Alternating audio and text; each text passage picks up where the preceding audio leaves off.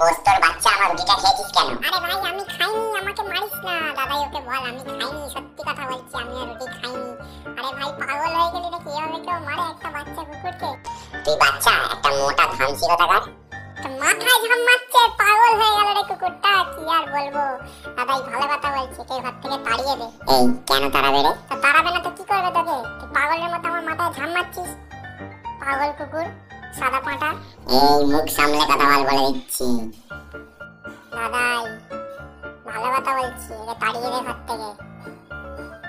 ভালো কথা বলছি তোকে, আমি পুরো পাগল হয়ে গেছি। আমি তোর কাছেই বসি বাবা। এই আমিও বসবো, আমাকেও একটু জায়গা দে।